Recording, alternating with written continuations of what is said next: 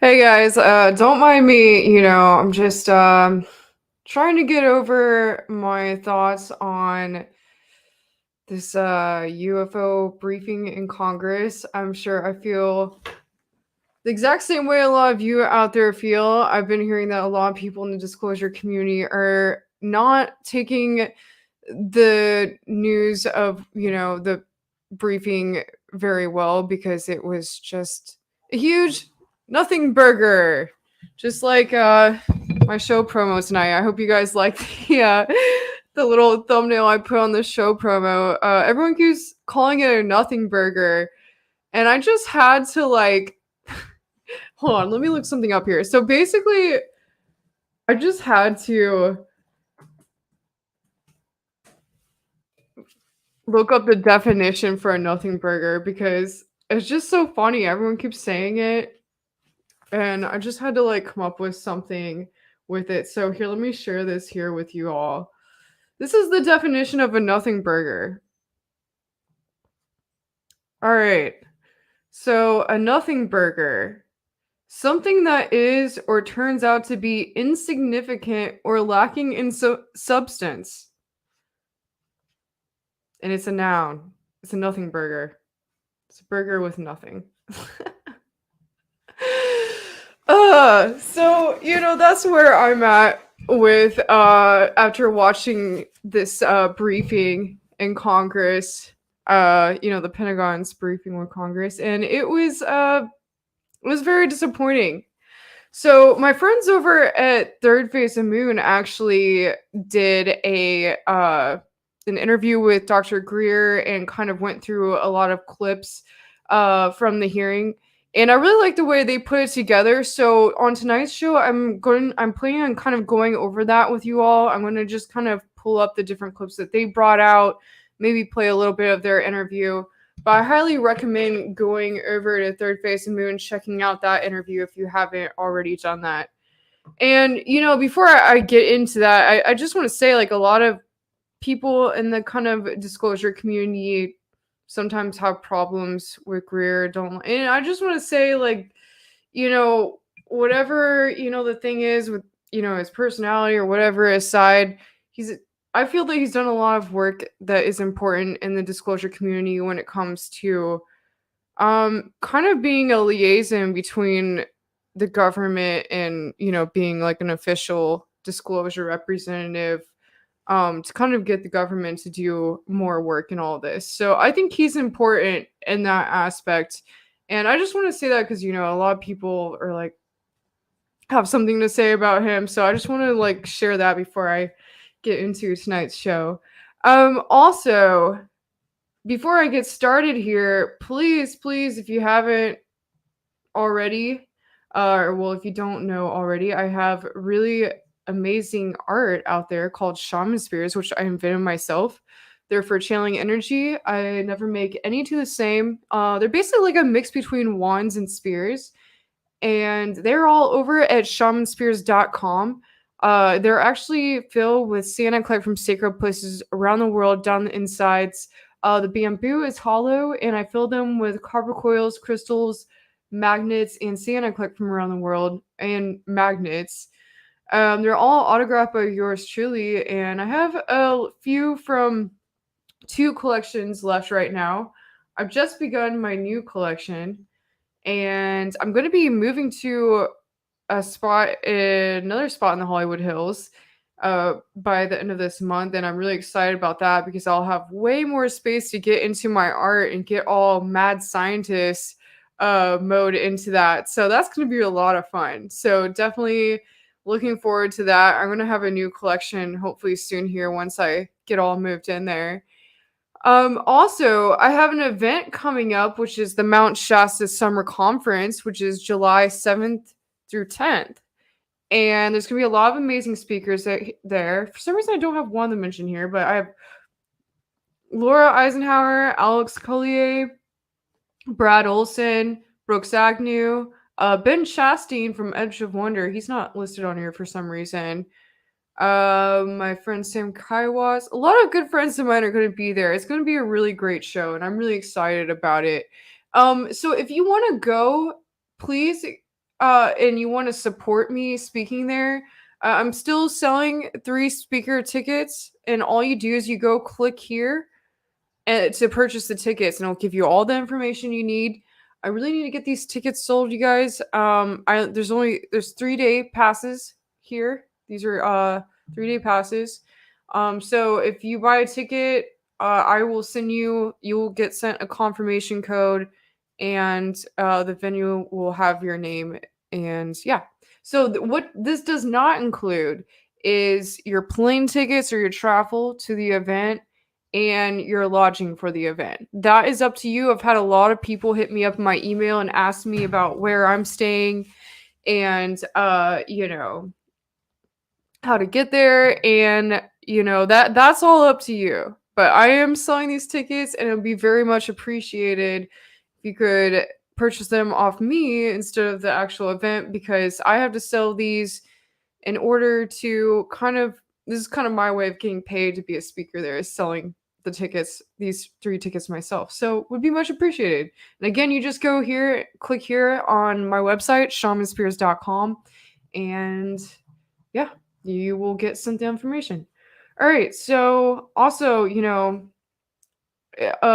my way of kind of keeping myself going is by selling my art. I also have some other merchandise, which I kind of forget to mention a lot. And I feel I should bring it up because, it's taking me a lot moving right now. I'm moving into a new place, and, it's just kind of costing me a lot. But I'm really excited about it because I'm going to have way more workspace. I'm going to get all mad scientist mode into everything I do. And I'll have way more studio space, which means my production quality is going to go up massively because I'm going to have a green screen always set up. So I'll be able to work on some side projects besides just my regular podcast. So, there's some other things on here, which are my feather headdresses, which I make for fun, and orgonite creations, some pyramids, bracelets, some orgonite daggers. And then also I have my I Believe in Humans t-shirts with the Apollas Odyssey show logo on the back. I believe there are only 1 of 30 ever made, or there's only 3 of them ever made, and each of them on the side it says 1 of 30. And everyone that's ordered one has said that they really, really like their shirt a lot. So it's really good quality. It's not just like a crappy t-shirt. Like, it's actually good quality. So I highly recommend checking those out, and it would be much appreciated. All the support is definitely appreciated. Okay, let's get into this. All right, sorry. Need to catch up on these comments here. Good to see everyone on here tonight. Okay, so this show this past weekend was the obviously, in case you don't know already, there was a hearing that basically the Pentagon task force had to do a briefing in front of Congress on what their knowledge was in the field of UFOs, or what they can say is out there. And obviously only, like, I think a third of it was actually public. They held the public hearings, but then they held the hearings that were not public, that were classified. And I'm sure all the real stuff is in the classified hearings, but the public hearings, it was interesting because, I mean, obviously there wasn't really anything there that was like really mind blowing. But, to me, I feel this is their way of kind of doing a soft disclosure to the public. However you feel about that. Some people hate that that's going on. Some people think it's necessary because, maybe a lot of people aren't ready for disclosure. People might freak out if they think that there are aliens out there. So, I think a lot of us have kind of realized that, this is just kind of what they have to do. And it seems to me, my personal view of all this is just watching the way this has progressed over just the past few years. Like since the beginning of, all the pandemic, things kind of started getting weird with all of this, where they started releasing things a little bit here and there. And, I predict that with the James Webb Telescope, I think that they're going to kind of use that as part of this whole soft disclosure program as well. And, and I'm just saying allegedly, I feel that there is a soft disclosure program that's happening with all this. Like, I think they already know. They already know what's out there. And we're probably already working with at least 3 ET races. I mean, I've heard it from a lot of whistleblowers. I've had a lot of whistleblowers come on my show and talk about it. So I'm just saying allegedly here, but it's interesting because there's this, there's our government, there's this Pentagon task force that seems to know nothing about what's going on. They don't even know the standard cases, high profile cases that everyone in this disclosure community knows about. And it's kind of interesting. It's like, how do they not know about these things? And I'm going to get into that later. I'm going to pull up the clips that I'm talking about later in regards to all that.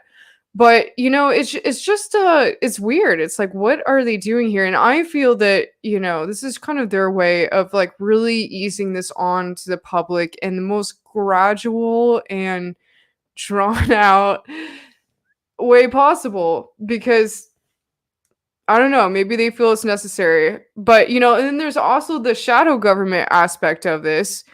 A lot of people are like, well, why isn't the government releasing this stuff? And shouldn't they know about this? It's like, okay, maybe they don't know, actually. Maybe, there's most of these programs from, what all the whistleblowers have been saying over all these years is that, there's a lot of these programs that are really black budget programs that are kind of operating with our government in secret. And, they have a lot of these programs going on that, it might be the shadow government and the deep state or these other programs, these black budget corporations that are doing this kind of work, and not necessarily, the Pentagon and the people in Congress may not necessarily know about all of this, so, but I feel maybe they do. And so I'm going to get into if you're just tuning in now, basically on tonight's show, I'm going to be covering Third Phase of Moon's interview with Greer about the UFO briefing, and I'm going to pull up clips from the UFO briefing, and I want to go over this with them, or pull up the clips from their interview, because I feel, however you feel about Greer, I know a lot of people have things to say, but I feel that he's done a lot in regards to the work with the government in regards to disclosure. Say what you want, but if Sally that has a YouTube channel about the New World Order can't necessarily come forward and like disclose things properly. Like, we need someone out there who, can be taken seriously by the government. And so I think it's important what he's doing. And, he's brought a lot of cases forward over the years. So, and he's really done a lot to lay it all out with these, his previous, I believe it was briefing with, not Congress. I don't remember what his like he did some press thing with disclosure like years ago. I forget exactly what that was called. But okay, so I want to get into this here, and before I pull up their interview, I just want to pull up the funniest clip, in my opinion, from this hearing, which was them just trying to find where the UFO was in the video. So, oh, hold on. Am I pulling this up on here? 1 second. Oh, okay. I got it. All right.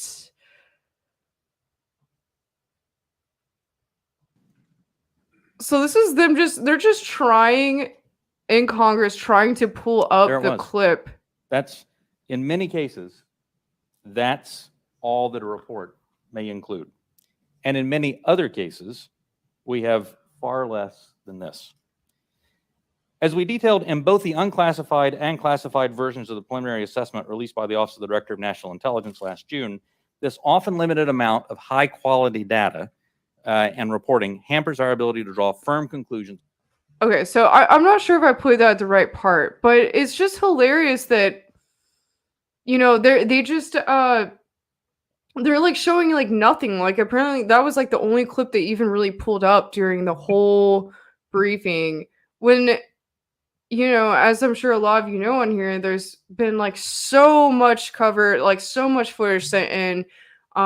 You know, there's like crashed UFO retrievals. There's so much evidence out there, and they didn't even really cover all this. So I'm going to get into this and just get going here. So, oh, 1 second. I forgot my notes. I'll be right back.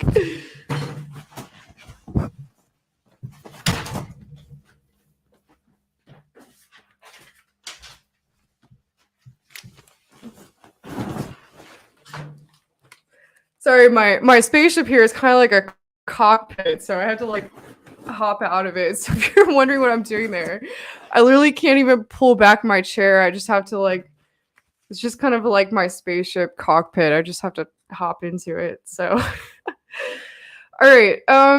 So I had to basically pull up the timestamps here. I didn't really have time to like edit through and pull out all these separate clips. So I just kind of got the timestamps over at my friends over at Third Phase of Moon's interview, which they did very well with. I definitely recommend checking that out. So let me pull this up here.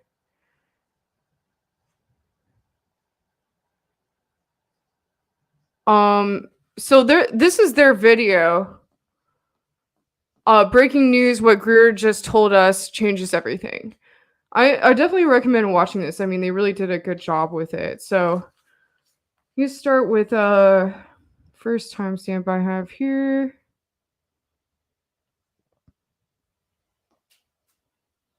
Okay, so this is where they get into, and this is what's really worrying to, you know, different people in the UFO community, because basically, and this is probably the craziest part in the whole briefing, in my opinion, is basically they bring up whether or not people who have YouTube channels or people out there who are, you know, maybe speaking at conferences, things like that, should be bringing forward information or their thoughts on the UFO topic. So let's just get into this here.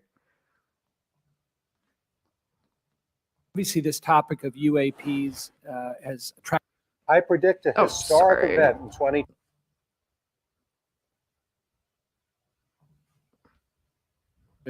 And people that are curious about this hearing today. As we talk about, and I would say there's a lot of what I would call amateur interest groups that are involved in the UAP field. My question is, when there are unsubstantiated claims or manufactured claims of UAPs or kind of false information that's put out there, what are the consequences for people that are involved with that or groups that are involved with that? So one of the concerns that we have is that there are a lot of individuals and groups that are putting information out there that that could be considered to be somewhat self-serving. We're trying to do what's in the best interest of, one, the Department of Defense, and then two, what's in the best interest of the public. to ensure that we can put factual based information back into the mainstream and back into the bloodstream of the reporting media that we have, so people understand what's there. It's important because we are attempting, as this hearing has drawn out, to understand, one, what may just be natural phenomenon, two, what may be sensor phenomenology or things that were happening with sensors, three, what may be legitimate counterintelligence threats to places that we have or bases or installations, or security threats to our platforms. And anything that diverts us off of what we have with the resources that have been allocated to us, send us off in these spurious chases and hunts that are just not helpful. And they also they also contribute to the undermining of the confidence that the Congress and the American people have that we are trying to get to the root cause of what's happening here, report on that, and then feed that back into our national security apparatus so we are able to protect the American people and our allies. So it is harmful, it is hurtful, but hopefully if we get more information out there, we'll start to lessen the impact of some of those spurious reports. So just taking that a step further, that misinformation, false narratives, manufactured. So what are the consequences? Are there legal consequences? Are there examples that you can give us where people have been held accountable by this misinformation or disinformation? I can't give you, any examples where somebody's been legally held liable for putting something out there, but well, I guess what's the deterrent from people engaging in this activity?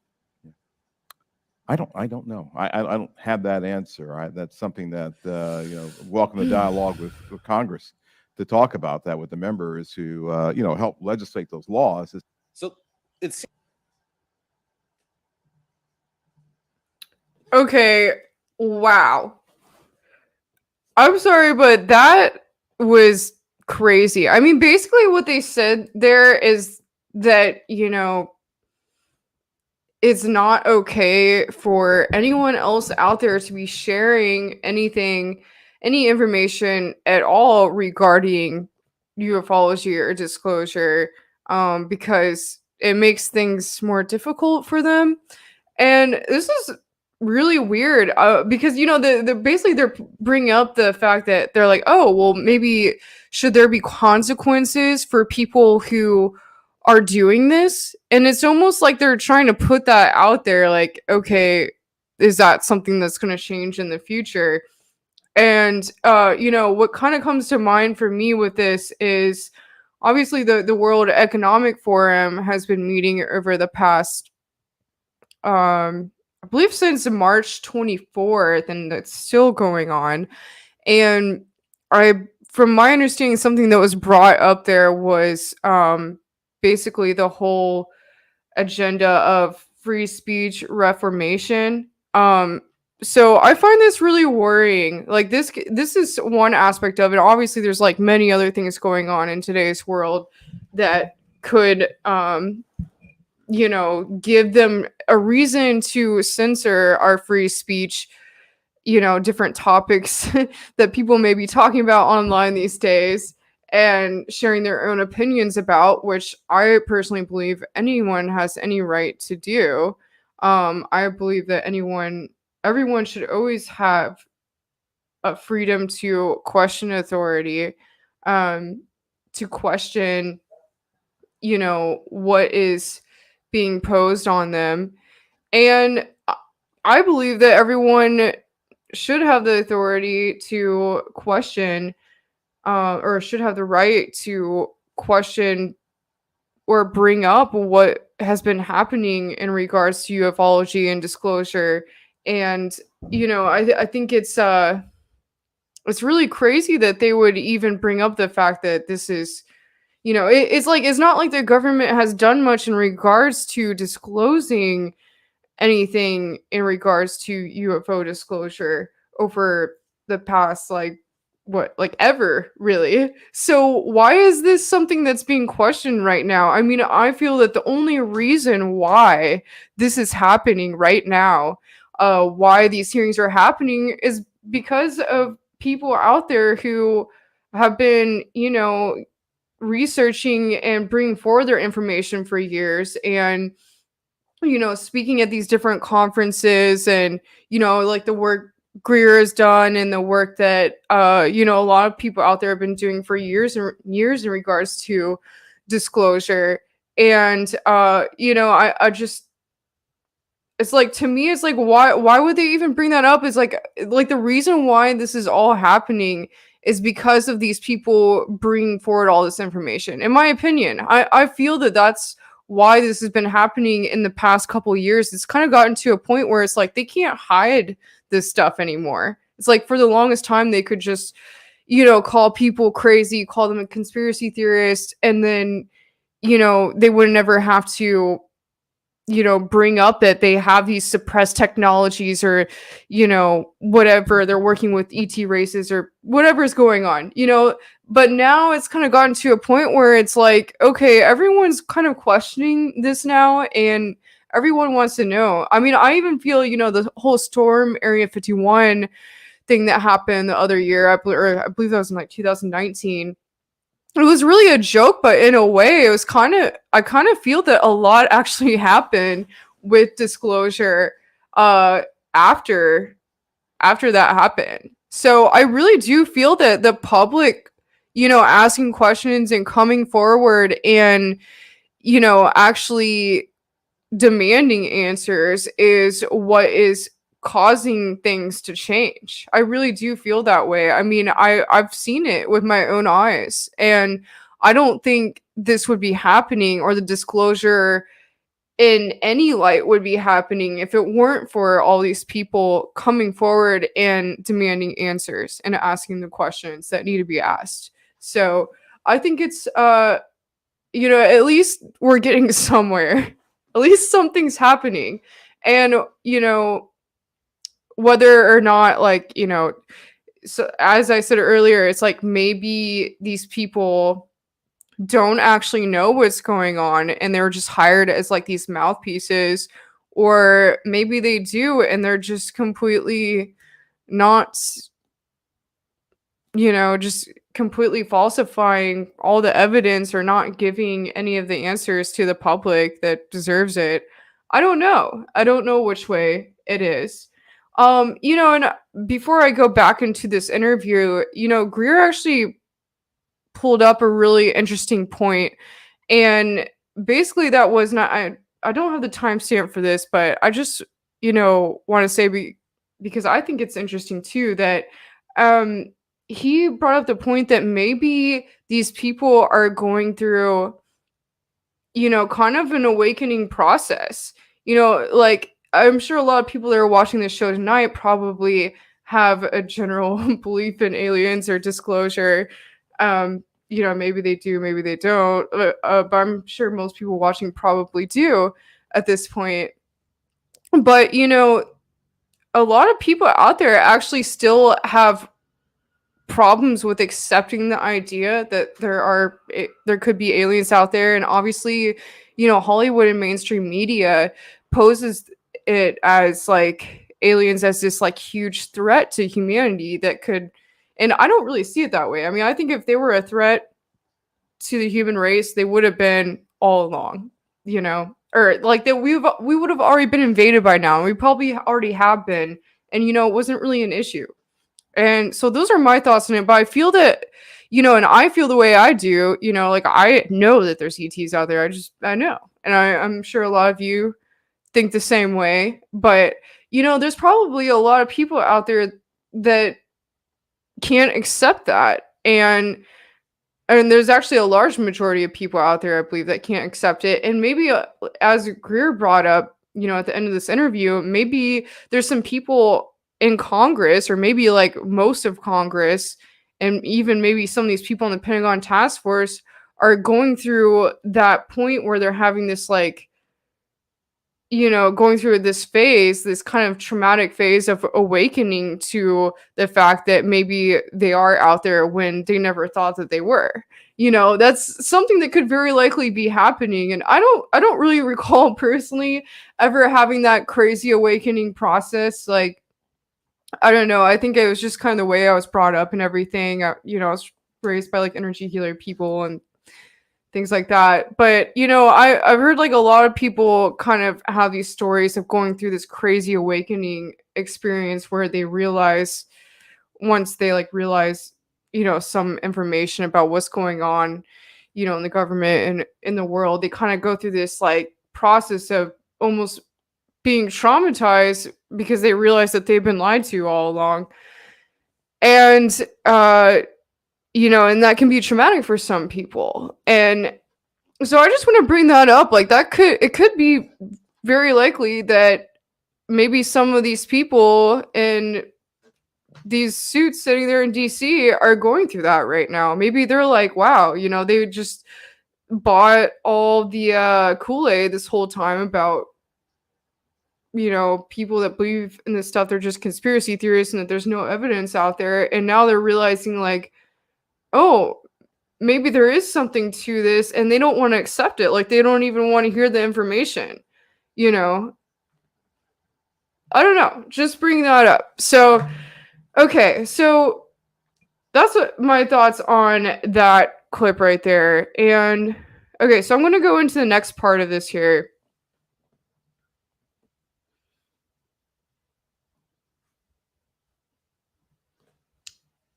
Okay, so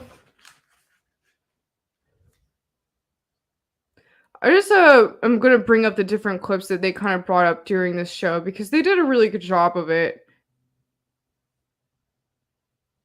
And by the way, if any of you have any comments or points to bring up about all of this, feel free to do that in the comments, and I may bring it up after I go through this.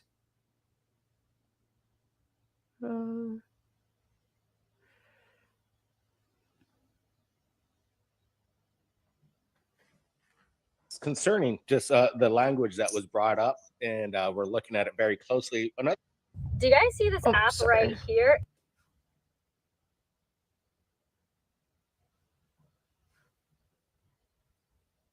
Sorry, I just gotta pull this up here. This is basically stated straight up that there is no evidence recovered one way or the other. What's your thoughts on that? We'll run the clip. When it comes to material that we have no material. We have detected no. The name Vegamore comes from. Sorry, guys.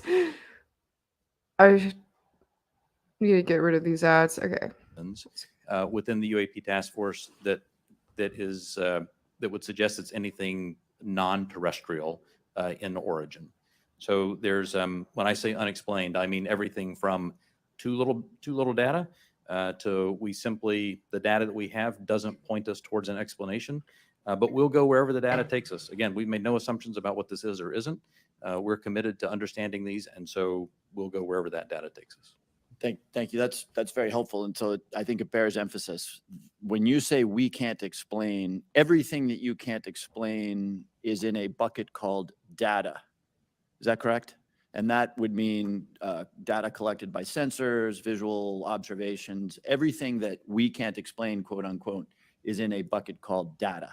Right. A narrative report from the early 2000s, if it just had a little bit of information on it, would be in our database and it would be unresolved. I would add to that, it's insufficient data. I mean, that's one of the challenges we have. Insufficient data either on the event itself, the object itself, or insufficient data or plug-in with some other organization or agency that may have had something in that space at that time. So it's a data issue that we're facing in many of these instances, Congressman. Understood. Thank you very much. Yield back. So you just heard it.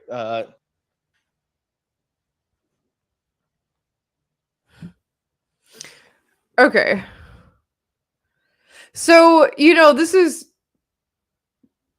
what I'm saying here. It's like, okay, so this is kind of their way of pushing this sort of soft disclosure thing by just kind of giving the public, like, not fully straight on saying, like, this is what's happening.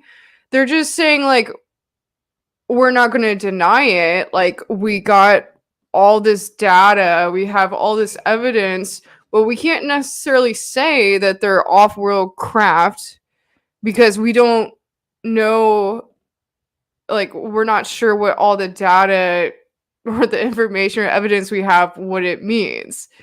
And it's like, okay, so I don't know. It's getting ridiculous. It's like, how are they supposed to, they're just kind of like not really saying anything here. And it's really disappointing, honestly. But, it's like, it's just their way of not completely denying, like, no, there's no UFO, like, off-world evidence. But at the same time, they're not going to say that that is what's happening. And it's like, okay, well, what about all the crashed UFO retrievals that have taken place? There's so many whistleblowers that have come forward and said that they're part of these programs. And again, and like I'll probably get into at the end of the show, towards the end of the show, I mean, it's very likely that maybe these programs aren't kind of more shadow government programs, and this task force, I don't know, like maybe the task force, like what they're all saying here, they're only saying this here because this is the public version. And then the classified version of this hearing, they're not really, or they didn't really, they kind of got more into all this. So I don't know. It's just, it's really frustrating. It's like, but I see what they're doing here. I mean, to me, it's like this is their way of just really kind of helping the public and the people who aren't ready for this information to wake up slowly and gradually. In my opinion, that's what's happening here. So let me go on to another clip here.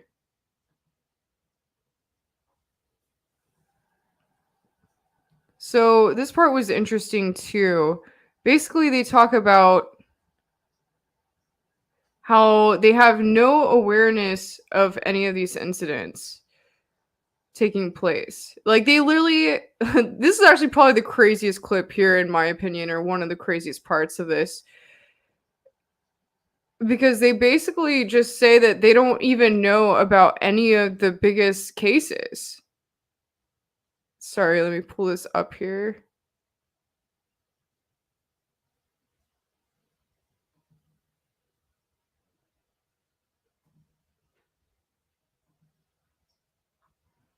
Obviously know they got better, especially the public has their at the same time. A glowing red orb was observed overhead. Congressman was asking them to do an investigation on it, or if they know anything about it. And here's a clip. It's kind of quite telling here. Let's watch. Yeah. It's also been reported that there have been UAP observed and interacting with and flying over sensitive military facilities, particularly, and not just ranges, but some facilities housing our strategic nuclear forces. One such incident allegedly occurred at Malmstrom Air Force Base, in which 10 of our nuclear ICBMs were rendered inoperable. At the same time, a glowing red orb was observed overhead. I'm not commenting on the accuracy of this. I'm simply asking you whether you're aware of it and whether you have any comment on the accuracy of that report. Let me pass that to Mr. Bray. If you've been looking at UAPs over the last 3 years. That data is not within the holdings of the UAP task force. Okay, but are you aware of the What? report, or that the data exists somewhere? I have heard stories. I have not seen the official data on that. So you've just seen informal stories. Oh, sorry, guys. Ugh. Official assessment that you've done or exists within DoD that you're aware of regarding the Malmstrom incident? All I can speak to is, what's within my cognizance, the UAP task force, and we have not looked at that incident. Well, I would say, it's a pretty high-profile incident. I don't claim to be an expert on this, but that's out there in the ether. You're the guys investigating. I like this guy. who This else is guy's doing it? awesome. If something was officially brought to our attention, we would look at it. There are many things that are out there in the ether that aren't officially brought to our attention. So how would it have to be officially brought to your You'll see it attention? I'm official. bringing it to your Sure. attention. So, This is pretty official. sure. So we'll go back and take a look at it, but generally there is some authoritative figure that says there is an incident that occurred. We'd like you to look at this. But in terms of just tracking what may be in the media that says that something occurred at this time, at this place, there are probably a lot of leads that we would have to follow up on. I don't think we have resource to do that right now. Well, I don't claim to be an authoritative figure, but for what it's worth, I would like you to look into it. And Sure. if for no other reason, you could dismiss it and say this is not worth wasting resources on. Will do. So there,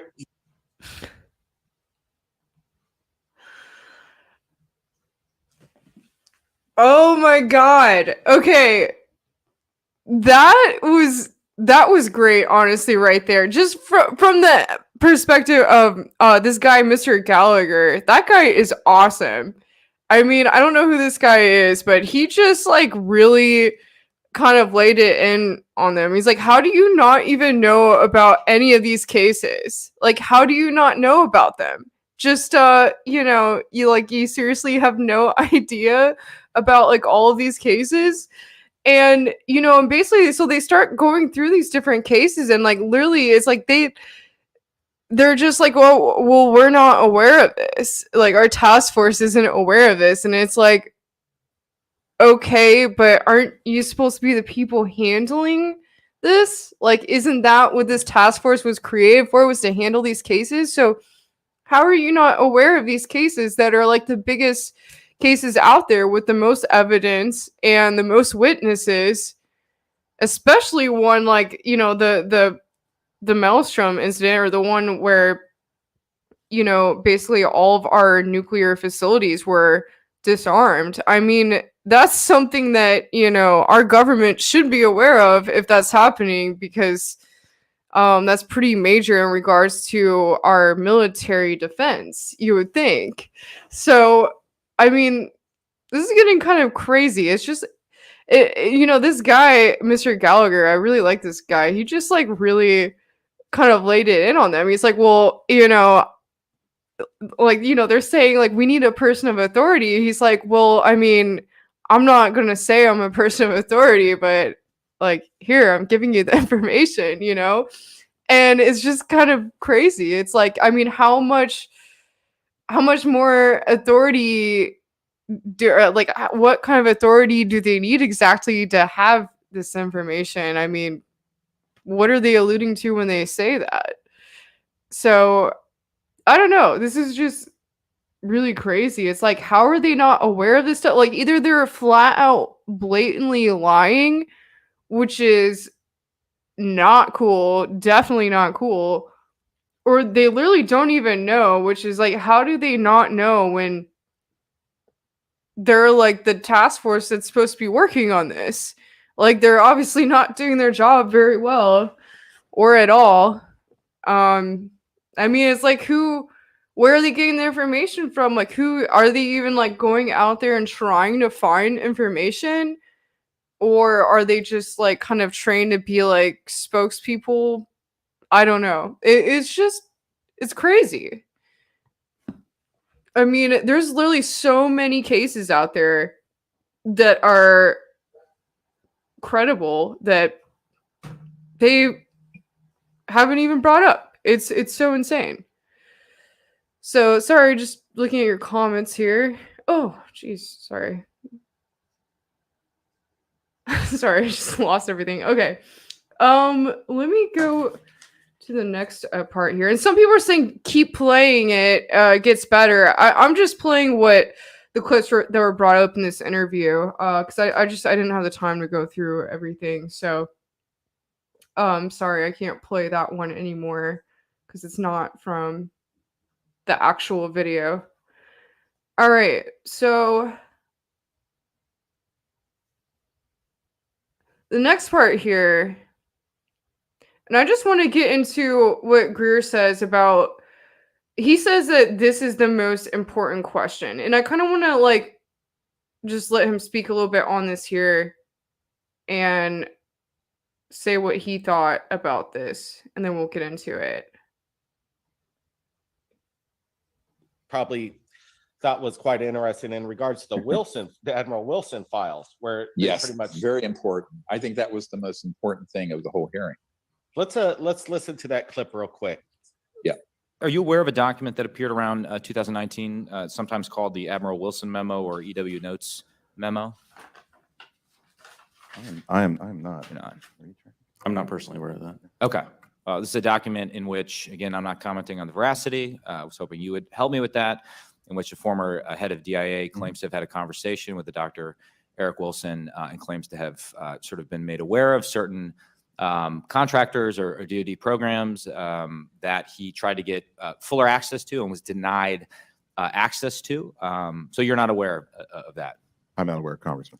I think this this question was very important, and unfortunately, again, you know, the people answering didn't have any knowledge of it. Now, remember, Admiral Wilson, this memo they're referring to is a debriefing of the admiral by this gentleman, and it was leaked out of Edgar Mitchell's archives after he passed away.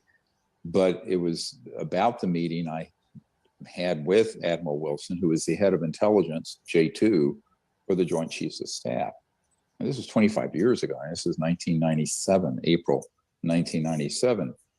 And of course, in that, Admiral Wilson admits, this is not in the transcript, of course, the questions and answers, that he had found out about this clandestine beyond black, above.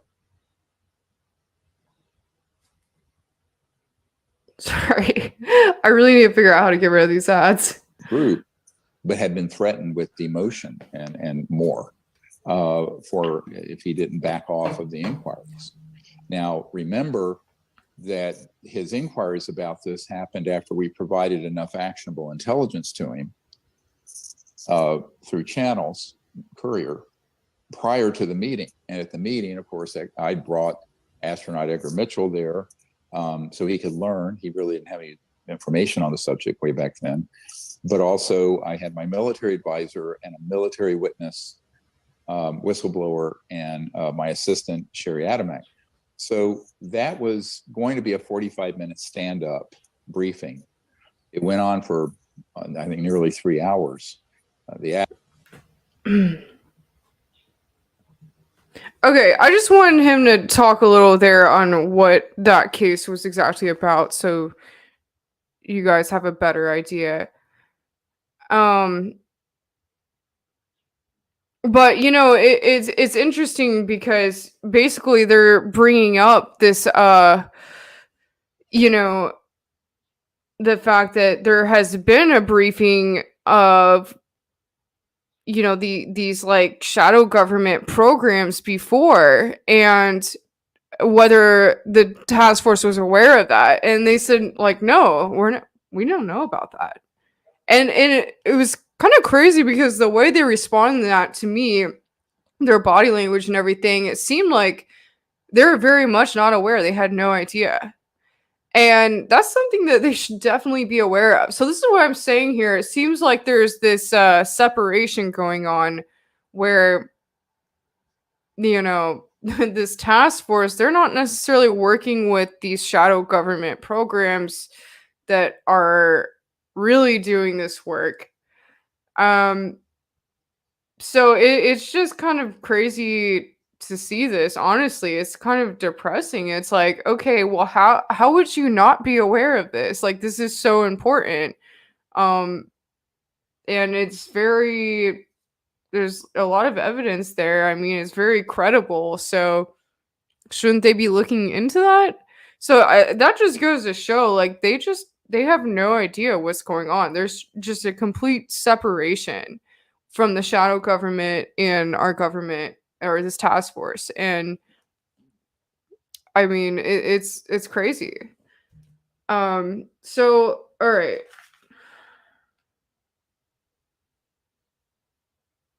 I'm gonna go into another part here and go over this. So I don't know what I have written down here. So basically, this is just them saying what evidence they do have. This is a little further on in the interview.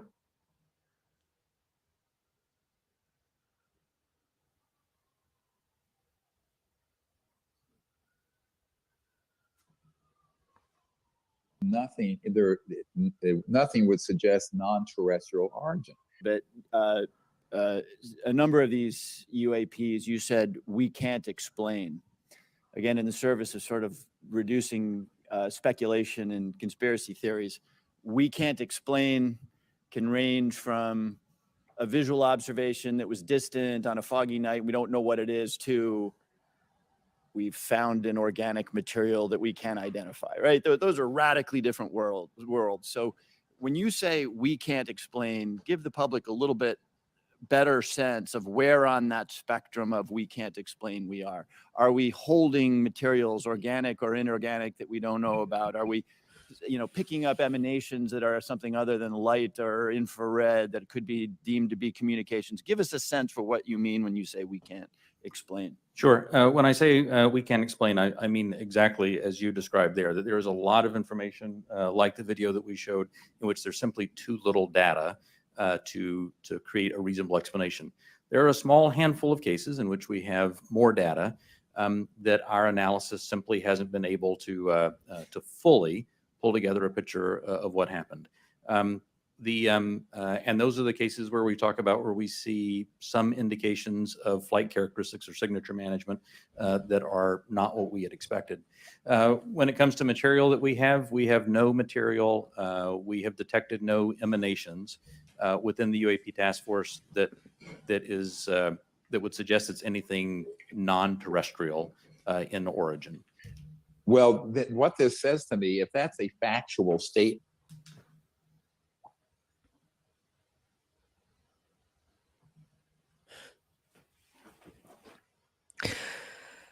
So there you go, right there. I mean, they're basically saying that, they do have all this evidence, they have all this data, but basically they can't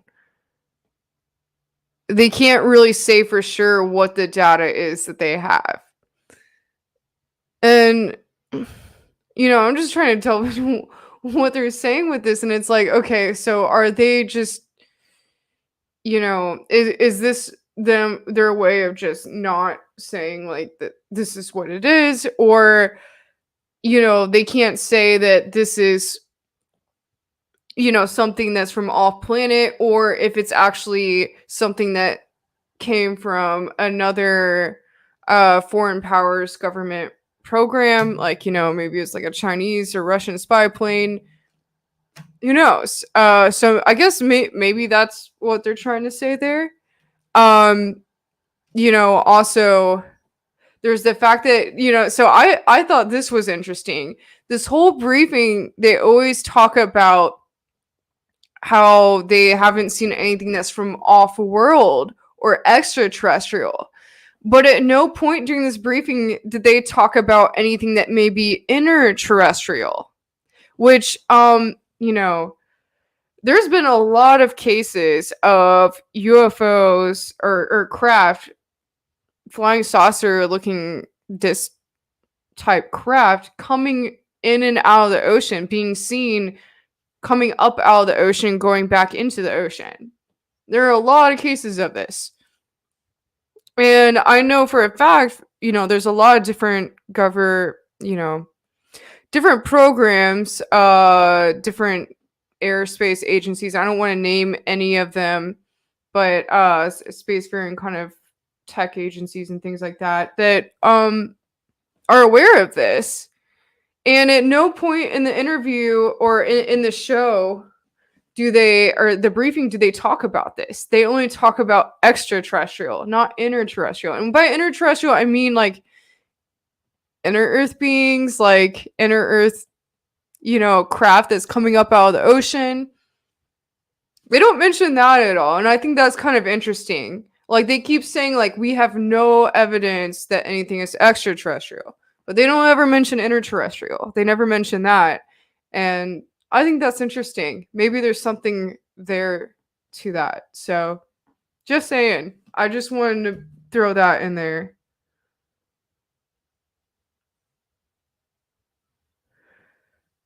Okay, so sorry, I'm just laughing at some of these comments here. Empty suits like empty burgers, nothing in the same thing.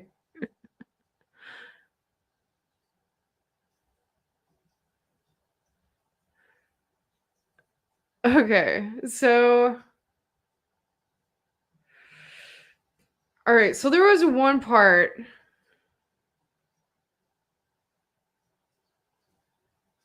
Okay. So there's one more part I want to get into here.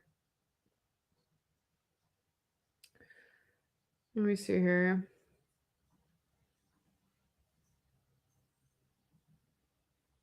Okay.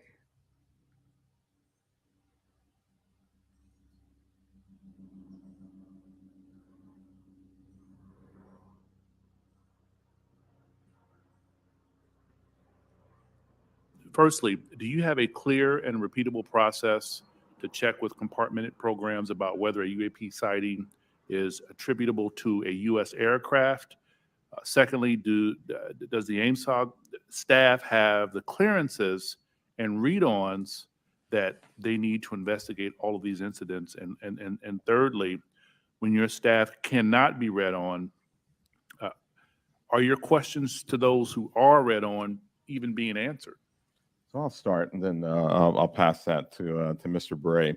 So we're very conscious of the potential blue on blue issue or U.S. on U.S. And so we've established relationships with organizations and entities that are potentially flying or developing platforms for their own interests, if you will. And our goal is to continue, and we have a repeatable process. I think we've had that process for some time, to deconflict activities that we may have to ensure that we are not potentially reporting on something that may be a developmental platform or a U.S. operational platform that is performing either testing or performing a mission. To me, that was the most important thing that he said. I'm going to let them go US here for a on little bit US. before Now, stopping I this. don't know if somebody tipped him off that this was a big part of the problem, but it is, because if you look at what came out through the kind of false flag operation known as TTSA and people like Elizondo, that almost all the cases they were presenting were man-made U.S. above top secret aircraft doing incursions into airspace and facilities for their psychological warfare value. And they're ours. So it is blue on blue, to use Mr. Moultrie's terminology. But more so than that one little statement, I was thinking, yeah, you don't have how right you are. That the vast majority of, and to me, that was the truest statement, although I'm not sure.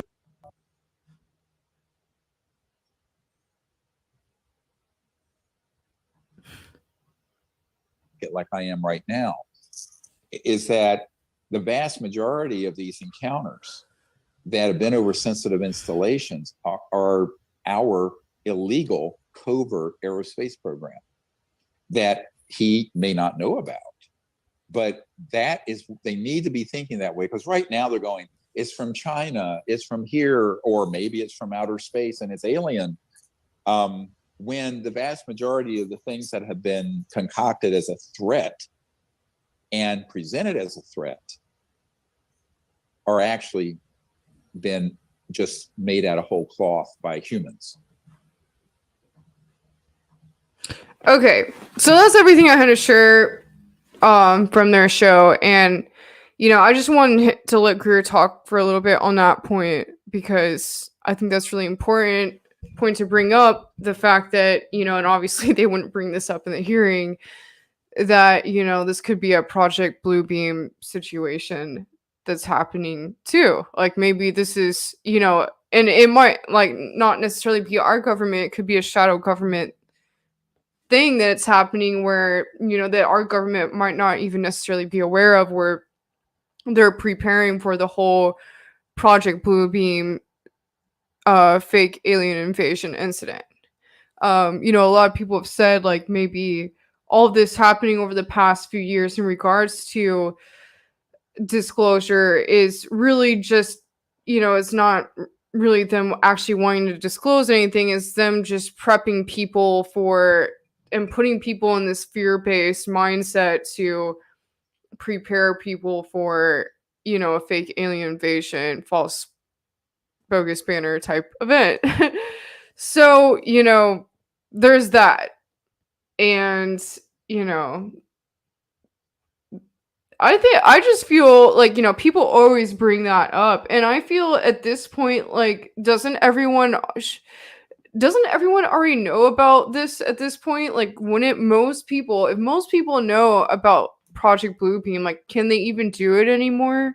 Like, would they, whoever they is, would they be able to do a fake alien invasion or pose one if most people know about it at this point?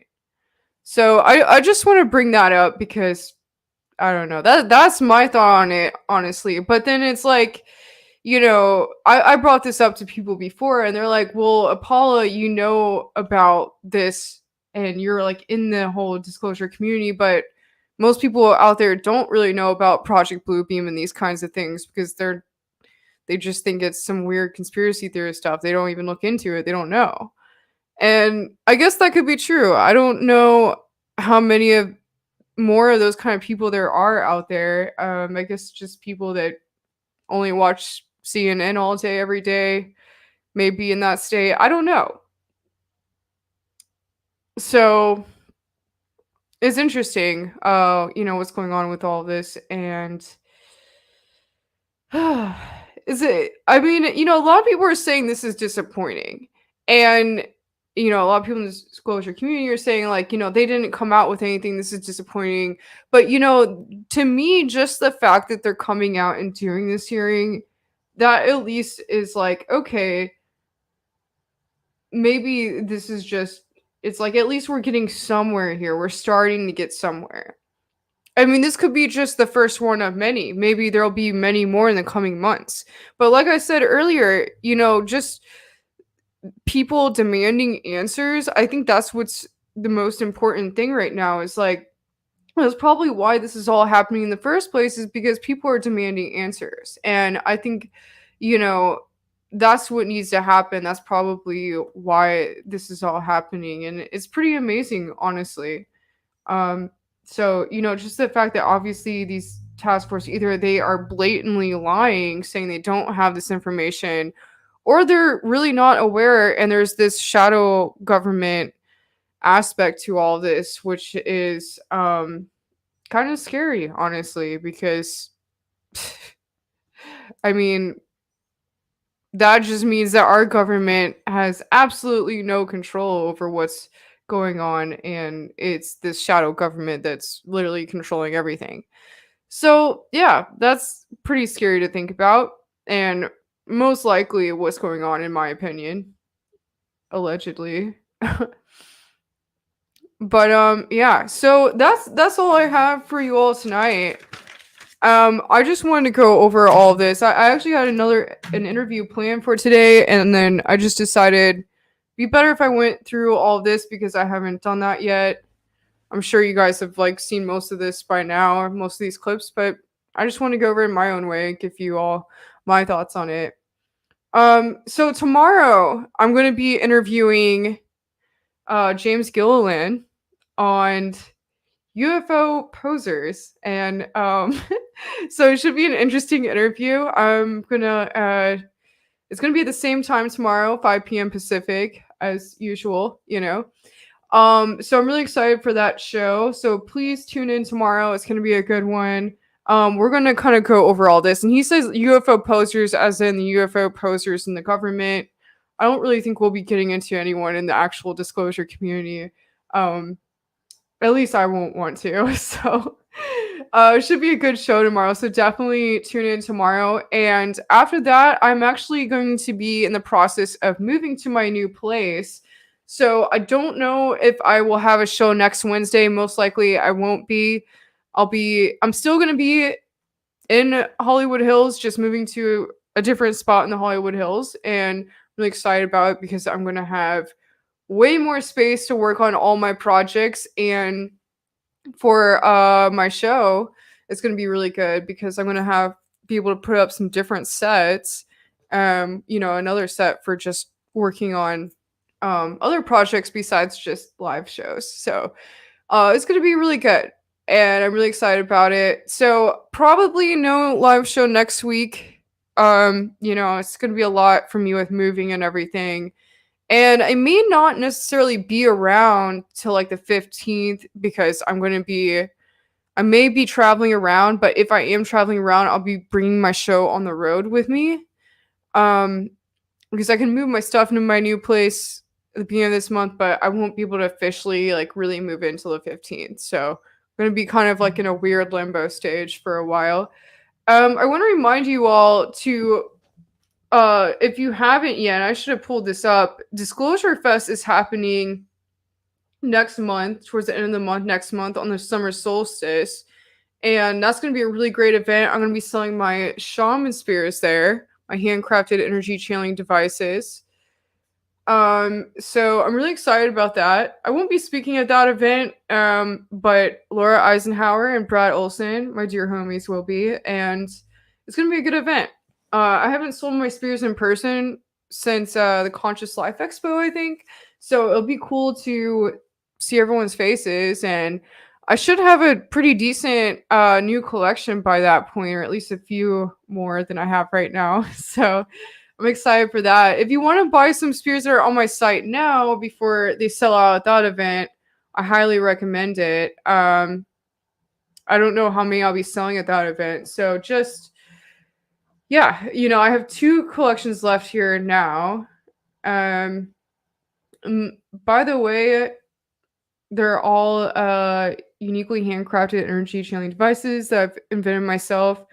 This is really what funds me and keeps me going, and I really very much appreciate it. As I've said before on this show, I have lost all my work in Hollywood due to not getting jabbed. So this is how I fund myself now, you guys. So it would be very much appreciated if you check out my art, since I'm no longer an actor, entertainer. I'm just a YouTube person. So, I have lots of really awesome art online here. If you want to purchase some, that'd be very much appreciated. Also, I still have to sell 3 tickets to the Mount Shasta Summer Conference.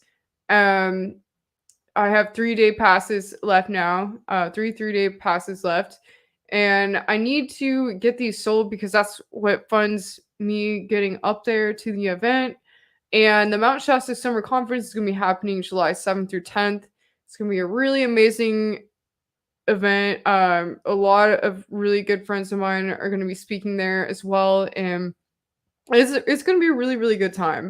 We got Laura Eisenhower, Alex Collier, Ben Chastain, Brad Olson, lots of awesome people. So definitely check that out. Would really appreciate it if you got the tickets off of me. All right.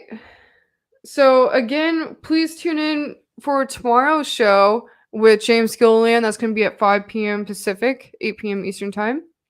Same time as today, but tomorrow. And until next time, on Apollas Odyssey. Over and out.